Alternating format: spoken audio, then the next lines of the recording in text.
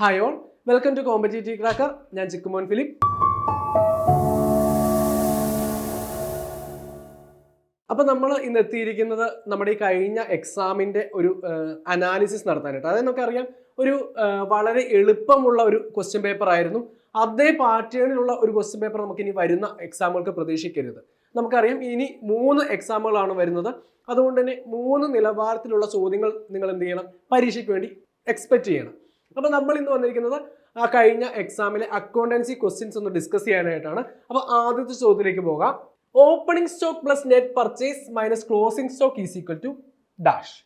Option A sales പറയുന്നു, option B പറയുന്നത് എന്താണ്, നെറ്റ് പ്രോഫിറ്റ് ആണ് പറയുന്നത്, ഓപ്ഷൻ സി സെയിൽസ് റവന്യൂ പറയുന്നു, option D cost of goods sold. ഇതിൻ്റെ അകത്ത് ഏതായിരിക്കും ആൻസർ ആയിട്ട് വരിക? നമുക്കറിയാം, നമ്മുടെ ട്രേഡിംഗ് അക്കൗണ്ടുമായി ബന്ധപ്പെട്ട് വരുന്ന ഒരു ചോദ്യമാണ് അല്ലെ. ട്രേഡിംഗ് അക്കൗണ്ടുമായി ബന്ധപ്പെട്ട് വരുന്ന ഒരു ചോദ്യമാണ്. അപ്പം നമുക്കൊരു ട്രേഡിംഗ് അക്കൗണ്ടിന്റെ ഫോർമാറ്റ് വരയ്ക്കാം. ട്രേഡിംഗ് അക്കൗണ്ടിന്റെ ഫോർമാറ്റിൽ നമുക്കറിയാം, ഡെബിറ്റ് സൈഡിൽ എന്തൊക്കെയായിരിക്കും വരിക? ഓപ്പണിംഗ് സ്റ്റോക്ക്, അതുപോലെ പർച്ചേസ്. ഇവിടെ തന്നിരിക്കുന്നത് നെറ്റ് പർച്ചേസ് ആണ്. നെറ്റ് പർച്ചേസ് എന്ന് പറയുമ്പോൾ എന്താണ്? പർച്ചേസിൽ നിന്നും പർച്ചേസ് റിട്ടേൺ കുറയ്ക്കുന്നതിനെയാണ് നമ്മൾ നെറ്റ് പർച്ചേസ് എന്ന് പറയുക. അതുപോലെ ഓപ്പണിംഗ് സ്റ്റോക്ക് എന്താണ്? ഒരു ഫിനാൻഷ്യൽ ഇയറിന്റെ ഓപ്പണിംഗിൽ നമ്മുടെ കൈവശമുള്ള സ്റ്റോക്ക് എത്രയാണോ അതിനെയാണ് നമ്മൾ ഓപ്പണിംഗ് സ്റ്റോക്ക് എന്ന് പറയുന്നത്.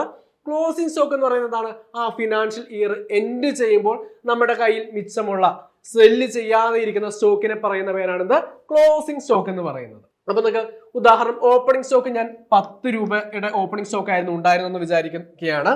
അടുത്ത പർച്ചേസ് ചെയ്തിരിക്കുന്നത് ഒരു 12 രൂപയുടെ പർച്ചേസ് നടത്തിയിട്ടുണ്ട്. ഇനി നമുക്ക് തന്നിരിക്കുന്നത് എന്താണ്? Closing stock. ക്ലോസിംഗ് സ്റ്റോക്ക് എന്ന് പറയുന്നത് ഒരു 10 രൂപയുടെ ക്ലോസിംഗ് സ്റ്റോക്ക് ഉണ്ടെന്ന് വിചാരിക്കുക. അപ്പൊ നമ്മൾ കണ്ടുപിടിക്കേണ്ടത് എന്താണ്?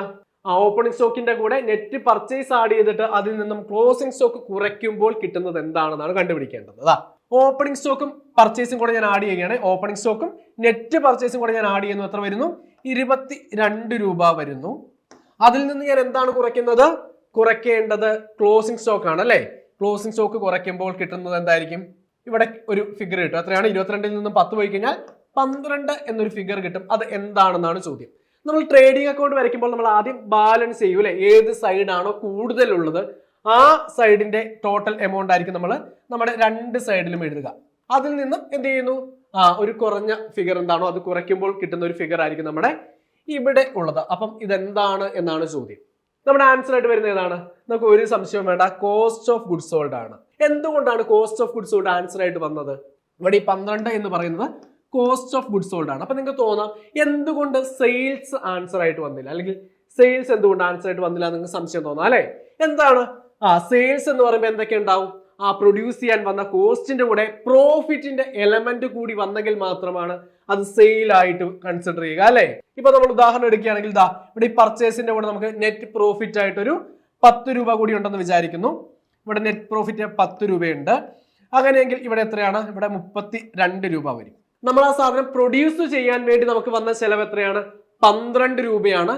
അതിന്റെ കൂടെ നമ്മൾ എന്തുകൂടി ആഡ് ചെയ്യും? പ്രോഫിറ്റ് കൂടി ആഡ് ചെയ്തിട്ടായിരിക്കും നമ്മൾ വിൽക്കുക. അതായത് കോസ്റ്റിന്റെ കൂടെ എന്തുകൂടി ആഡ് ചെയ്യും? പ്രോഫിറ്റ്. നമ്മുടെ കമ്പനിക്ക് വേണ്ടി ഒരു പ്രോഫിറ്റിന്റെ എമൗണ്ട് കൂടി ആഡ് ചെയ്തിട്ടായിരിക്കും നമ്മൾ വിൽക്കുക. അപ്പം ഈ ഒരു കോസ്റ്റിന്റെ കൂടെ പ്രോഫിറ്റ് കൂടി ആഡ് ചെയ്യുമ്പോഴാണ് നമുക്ക് സെയിൽസ് വരിക അല്ലെ. അപ്പൊ സെയിൽസ് ആണ് ചോദിച്ചിരുന്നെങ്കിൽ ആൻസർ എത്രയാണ്? ഇവിടെ 22 എന്ന് വരും അല്ലെ. അതായത് കോസ്റ്റ് ഓഫ് ഗുഡ്സ് സോൾഡ് ആയ 12 രൂപയുടെ നെറ്റ് പ്രോഫിറ്റിന്റെ എലമെന്റ് ആയ 10 കൂടി ആഡ് ചെയ്യുമ്പോൾ 22 വരണമായിരുന്നു. അപ്പൊ നമ്മുടെ ഈ ഒരു ക്വസ്റ്റിന്റെ ആൻസർ എന്തുകൊണ്ടാണ് നമുക്ക് കോസ്റ്റ് ഓഫ് ഗുഡ്സ് സോൾഡ് വന്നത് എന്ന് നിങ്ങൾക്ക് മനസ്സിലായി. എന്തുകൊണ്ടാണ്? അവിടെ ഒരു പ്രോഫിറ്റിന്റെ എലമെന്റ് തന്നിട്ടില്ല. ചോദ്യത്തിന്റെ അകത്തൊരു പ്രോഫിറ്റിന്റെ എലമെന്റ് തന്നിട്ടില്ല. അതുകൊണ്ട് ഇപ്പം നമുക്ക് സെയിൽസ് വരണമെങ്കിൽ എങ്ങനെയായിരിക്കും നമ്മുടെ ചോദ്യം വരിക? ഓപ്പണിംഗ് സ്റ്റോക്കിന്റെ കൂടെ നെറ്റ് പർച്ചേസ് ആഡ് ചെയ്തിട്ട് അതിന്റെ കൂടെ എന്തുകൂടി ആഡ് ചെയ്യണമായിരുന്നു? നെറ്റ് പ്രോഫിറ്റ് കൂടി ആഡ് ചെയ്തിട്ട് അതിൽ നിന്നും നമ്മുടെ ക്ലോസിംഗ് സ്റ്റോക്ക് കുറയ്ക്കുമ്പോൾ, ക്ലോസിംഗ് സ്റ്റോക്ക് കുറയ്ക്കുന്നതിനെ എന്തെന്ന് പറയും? നമ്മൾ സെയിൽസ് എന്ന് പറയും. അപ്പൊ ഇക്വേഷൻ എങ്ങനെയാണ്? Sales is equal to opening stock plus net purchase plus net profit minus closing stock എന്നാണ്. അപ്പൊ നമുക്ക് കോസ്റ്റ് ഓഫ് ഗുഡ്സ് സോൾഡ് കാണുന്ന ഇക്വേഷൻ എങ്ങനെയാണ്? Cost of goods sold is equal to opening stock plus net purchase minus closing stock. ഇത് നമുക്ക് നമ്മുടെ ഒരു trading അക്കൗണ്ടിന്റെ ഫോർമാറ്റ് വരച്ചാലും എളുപ്പം ആൻസർ ആയിട്ട് കിട്ടും കേട്ടോ. അപ്പൊ നമുക്ക് അടുത്ത ചോദ്യത്തിലോട്ട് പോകാം. What is the method of wage payment when the period of work is considered? അതായത് വർക്ക് ചെയ്യുന്നതിന്റെ കാലം അല്ലെങ്കിൽ അതിന്റെ ആ പീരീഡ് കൺസിഡർ ചെയ്തുകൊണ്ടുള്ള ആ ഒരു വേജ് പേയ്മെന്റിനെ നമ്മൾ എന്ത് വിളിക്കുമെന്നാണ് ചോദ്യം. നമുക്ക് ഓപ്ഷൻസ് നോക്കാം. ഓപ്ഷൻ എ പറയുന്നത് പീസ് റേറ്റ് സിസ്റ്റം, നമ്മൾ ഒരുപാട് കേട്ടിട്ടുള്ളതാണ് അല്ലെ. അടുത്തത് standard rate system. Option C quantity rate system. Option D time rate system. എന്താണ് ഈ പീസ് റേറ്റ് സിസ്റ്റം എന്ന് പറഞ്ഞാൽ? പീസ് റേറ്റ് സിസ്റ്റം എന്താണ്? അവിടെ ഒരു ടൈം പീരീഡ് അല്ല, നമ്മൾ പ്രൊഡ്യൂസ് ചെയ്യുന്ന ഔട്ട്പുട്ടിനെ വെച്ചുകൊണ്ടായിരിക്കും പീസ് റേറ്റ് സിസ്റ്റം. അതായത് ഒരു യൂണിറ്റ് ചെരുപ്പ് പ്രൊഡ്യൂസ്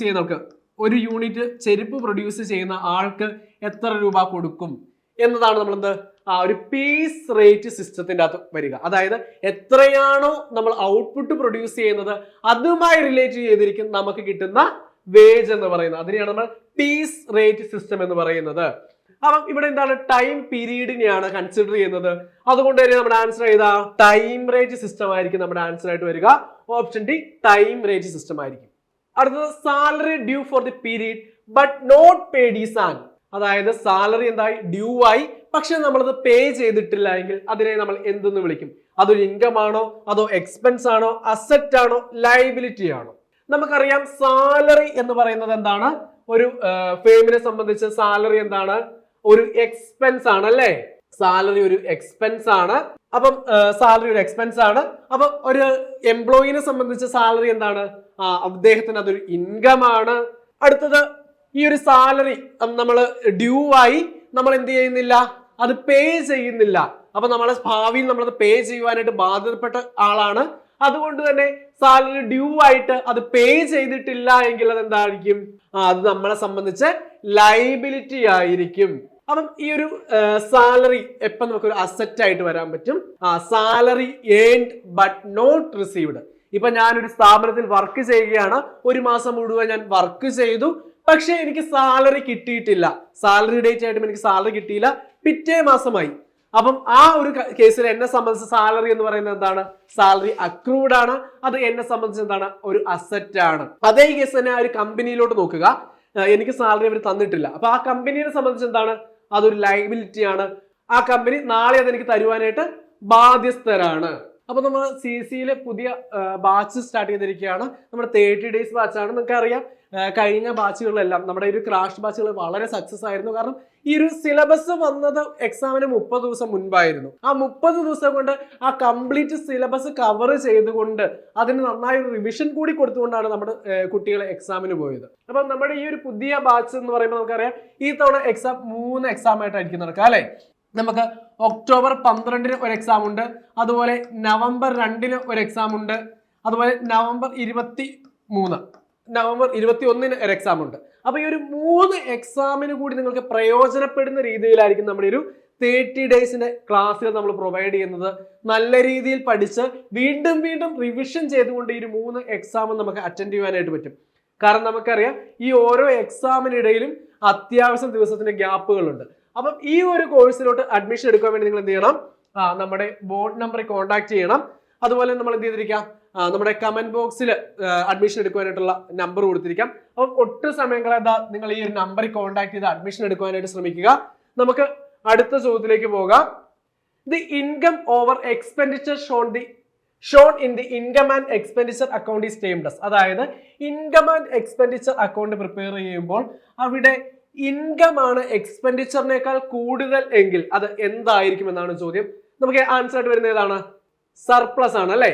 അപ്പം ഇൻകം ആണ് കൂടുതലെങ്കിൽ സർപ്ലസ് വരുന്നു, ഇൻകം ആണ് കൂടുതലെങ്കിൽ സർപ്ലസ് വരും. അങ്ങനെയെങ്കിൽ എക്സ്പെൻഡിച്ചർ ആണ് കൂടുതലെങ്കിൽ ഏതായിരിക്കും വരിക? ഡെഫിസിറ്റ് വരും. അപ്പൊ നിങ്ങൾ ചോദ്യം നോക്കേണ്ടത് എങ്ങനെയാണ്? ഇവിടെ ഇൻകം ആണോ കൂടുതൽ അതോ എക്സ്പെൻസ് ആണോ കൂടുതൽ എന്ന് നോക്കുക. അപ്പൊ ഇൻകം ആണ് കൂടുതലെങ്കിൽ സർപ്ലസും, അതുപോലെ എക്സ്പെൻസ് ആണ് കൂടുതലെങ്കിൽ ഡെഫിസിറ്റും ആയിരിക്കും വരിക. നമുക്ക് അടുത്ത ചോദ്യത്തിലേക്ക് പോകാം. Carriage inward is an dash. Carriage inward എന്താണെന്നാണ് ചോദിക്കുന്നത്. Option A prepaid expense, option B outstanding expense, option C indirect expense, option D direct expense. എന്താണ് ഒരു പ്രീപെയ്ഡ് എക്സ്പെൻസ് എന്ന് പറഞ്ഞു കഴിഞ്ഞാൽ ആ ഒരു എക്സ്പെൻസ് ഇൻകർ ആകുന്നതിന് മുൻപേ എന്ത് ചെയ്യുന്നു? നമ്മൾ ആ ഒരു എമൗണ്ട് കൊടുക്കുന്നതിനെയാണ് നമ്മൾ പ്രീപെയ്ഡ് എക്സ്പെൻസ് എന്ന് പറയുക. ഔട്ട്സ്റ്റാൻഡിംഗ് എക്സ്പെൻസ് എന്താണ്? നമുക്ക് ഒരു എക്സ്പെൻസ് ഉണ്ടായി, പക്ഷെ നമ്മുടെ കയ്യിൽ പൈസ ഇല്ലാത്തത് കൊണ്ട് നമ്മൾ എന്ത് ചെയ്യുന്നു, അതിപ്പോ കൊടുക്കുന്നില്ല, പിന്നീട് തരാമെന്ന് പറയുന്നത് നമ്മൾ എന്താണ്, ഔട്ട്സ്റ്റാൻഡിങ് എക്സ്പെൻസ് ആണ്. അടുത്ത ഇൻഡയറക്റ്റ് എക്സ്പെൻസും ഡയറക്റ്റ് എക്സ്പെൻസും. എന്താണ് ഡയറക്റ്റ് എക്സ്പെൻസ് എന്ന് പറയുന്നത്? ആ ഒരു പ്രൊഡക്ഷനുമായി ഡയറക്റ്റ് റിലേറ്റ് ചെയ്തിരിക്കുന്ന എക്സ്പെൻസസിനെയാണ് നമ്മൾ ഡയറക്റ്റ് എക്സ്പെൻസ് എന്ന് പറയുക. അതുപോലെ തന്നെ അതുമായി ഡയറക്റ്റ് റിലേറ്റ് ചെയ്യാത്തതിന് നമ്മൾ ഇൻഡയറക്റ്റ് എക്സ്പെൻസ് എന്ന് പറയുന്നു. ഈ ഒരു പ്രീപെയ്ഡ് എക്സ്പെൻസ് എന്തായിരിക്കും? നമ്മളെ സംബന്ധിച്ച് അല്ലെങ്കിൽ ഒരു കമ്പനീനെ സംബന്ധിച്ച് പ്രീപെയ്ഡ് എക്സ്പെൻസ് എന്ന് പറയുന്നത് ഒരു അസറ്റ് ആയിരിക്കും. അതുപോലെ ഔട്ട്സ്റ്റാൻഡിങ് എക്സ്പെൻസ് എന്താണ്? ഔട്ട്സ്റ്റാൻഡിങ് എക്സ്പെൻസ് ഒരു ലയബിലിറ്റി ആയിരിക്കും. അപ്പൊ ക്യാരേജ് ഇൻവേർഡും ക്യാരേജ് ഔട്ട്വേർഡും ഉണ്ട് അല്ലെ. ക്യാരേജ് ഇൻവേർഡ് എന്ന് പറയുന്നത് നമ്മുടെ ആൻസർ ഏതായിരിക്കും? ക്യാരേജ് ഇൻവേർഡ് എന്ന് പറയുന്നത് ഒരു ഡയറക്റ്റ് എക്സ്പെൻസ് ആണ്. എന്തുകൊണ്ടാണ് ഡയറക്റ്റ് എക്സ്പെൻസ് ആയത്? ഒരു പ്രൊഡക്റ്റ് പ്രൊഡ്യൂസ് ചെയ്യാൻ വേണ്ടി നമ്മൾ റോ മെറ്റീരിയൽ വാങ്ങുമ്പോൾ നമ്മൾ അത് നമ്മുടെ കമ്പനിയിലേക്ക് അല്ലെങ്കിൽ നമ്മുടെ ഫാക്ടറിയിലേക്ക് കൊണ്ടുവരുന്നതിനെയാണ് നമ്മൾ ക്യാരേജ് ഇൻവേർഡ് എന്ന് പറയുന്നത്. അതായത് നമ്മുടെ ഫാക്ടറിയിലേക്ക് കൊണ്ടുവരുന്നു, അത് പ്രൊഡക്റ്റുമായി അല്ലെങ്കിൽ പ്രൊഡക്ഷനുമായി ഡയറക്റ്റ് റിലേറ്റ് ചെയ്തിരിക്കുന്നു, അതുകൊണ്ട് അതിനെ നമ്മൾ ഡയറക്റ്റ് എക്സ്പെൻസ് എന്ന് പറയുന്നു. അത് നമ്മൾ എവിടെയാണ് കാണിക്കുക? നമ്മുടെ ട്രേഡിംഗ് അക്കൗണ്ടിന്റെ ഡെബിറ്റ് സൈഡിലായിരിക്കും കാണിക്കുക. ഇനി ഇൻഡയറക്റ്റ് എക്സ്പെൻസ് അത് ക്യാരേജ് ഔട്ട്വേർഡ് ആണ്. നമ്മുടെ സെയിൽസുമായി അത് റിലേറ്റ് ചെയ്തിരിക്കുന്നു. നമ്മളൊരു പ്രൊഡക്റ്റ് പ്രൊഡ്യൂസ് ചെയ്തിട്ട് അത് നമ്മൾ മാർക്കറ്റിലേക്ക് കൊണ്ടുപോകാൻ വേണ്ടി നമ്മുടെ ഫാക്ടറിയിൽ നിന്നും കൊണ്ടുപോകുന്നതിനെയാണ് നമ്മൾ ക്യാരേജ് ഔട്ട്വേർഡ് എന്ന് പറയുന്നത്. അതെന്താണ്? അതൊരു ഇൻഡയറക്റ്റ് എക്സ്പെൻസ് ആണ്. അപ്പൊ നിങ്ങൾക്ക് ഈ ഒരു ക്വസ്റ്റ്യൻ മനസ്സിലായി എന്ന് കരുതുന്നു. അപ്പൊ ആൻസർ ഏതാണ്? നമുക്ക് അടുത്ത ചോദ്യത്തിലേക്ക് പോകാം. What is the method of issue materials when materials purchased in February is issued where materials purchased from February to June remains in the stock. അതായത് ചോദ്യം പറയുന്നത് എന്താണ്? അതായത് നമുക്ക് റോ മെറ്റീരിയൽസിന്റെ കേസുമായി ബന്ധപ്പെട്ട ഒരു ചോദ്യമാണിത്. ഇപ്പം നമ്മൾ ഫെബ്രുവരിയിലും അതുപോലെ തന്നെ മാർച്ച്, ഏപ്രിൽ അങ്ങനെ എല്ലാ മാസവും നമ്മൾ റോ മെറ്റീരിയൽസ് മേടിക്കുകയാണ്. അപ്പോൾ ഏറ്റവും ആദ്യം നമ്മൾ എന്ത് ചെയ്യുന്നു? ഫെബ്രുവരിയിലെ റോ മെറ്റീരിയൽസ് എന്ത് ചെയ്യുന്നു? ഇഷ്യൂ ചെയ്യുകയാണ്, പ്രൊഡക്ഷന് വേണ്ടിയിട്ട് ഇഷ്യൂ ചെയ്യുകയാണ്. ആ സമയത്ത് എന്ത് ചെയ്യുന്നു? ഫെബ്രുവരി മുതൽ ജൂൺ വരെയുള്ള മാസങ്ങളിൽ മേടിച്ചിരിക്കുന്ന റോ മെറ്റീരിയൽസ് കീപ്പ് ചെയ്യുകയാണ്. അത് എന്ത് മെത്തേഡ് ആണ് എന്നാണ് ചോദിക്കുന്നത്. ഓപ്ഷൻ എ ലിഫോ പറയുന്നു, option B standard cost, option C FIFO, option D HIFO. ഇതിന്റെ ആൻസർ ഏതായിരിക്കും? അത് നിങ്ങൾ ഇതിന്റെ ആൻസർ ഏതാണെന്ന് ജസ്റ്റ് ഒന്ന് കമന്റ് ചെയ്തേക്കണം. എന്താണ് ലിഫോ എന്നും എന്താണ് ഫിഫോ എന്നും ഞാൻ പറഞ്ഞു തരാം. ലിഫോ എന്ന് പറഞ്ഞാൽ എന്താണ്? Last in first out. Last in first out. അതായത് ഈ ഒരു പേര് ഇൻഡിക്കേറ്റ് ചെയ്യുന്നത് പോലെ തന്നെ ഏറ്റവും അവസാനം വന്ന റോ മെറ്റീരിയൽസ്, അതായത് ഏറ്റവും അവസാനം മേടിച്ച റോ മെറ്റീരിയൽസ് നമ്മൾ എന്ത് ചെയ്യുന്നു? ആദ്യമേ ഇഷ്യൂ ചെയ്യുന്നു. അതാണ് ലാസ്റ്റ് ഇൻ ഫസ്റ്റ് ഔട്ട് എന്ന് പറയുന്നത്. ഇനി ഫിഫോ എന്താണ്? ഏറ്റവും ആദ്യം വന്നത്. ഫസ്റ്റ് ഇൻ ഫസ്റ്റ് ഔട്ട് എന്നാണ് ഫിഫോയുടെ ഫുൾ ഫോം. ആദ്യം വന്നതിനെ ആദ്യം നമ്മൾ എന്ത് ചെയ്യുന്നു? പ്രൊഡക്ഷന് വേണ്ടി ഇടുന്നു. അപ്പൊ ഈ ഒരു ചോദ്യത്തിന് ആൻസർ ആയിട്ട് വരുന്നത് ഏതാണെന്ന് നിങ്ങളൊന്ന് കമന്റ് ചെയ്തേക്കുക. അപ്പം ഇതുപോലുള്ള യൂസ്ഫുൾ വീഡിയോസിന് നമ്മുടെ ചാനൽ സബ്സ്ക്രൈബ് ചെയ്തേക്കുക. നമുക്ക് മറ്റൊരു വീഡിയോ കാണാം. താങ്ക്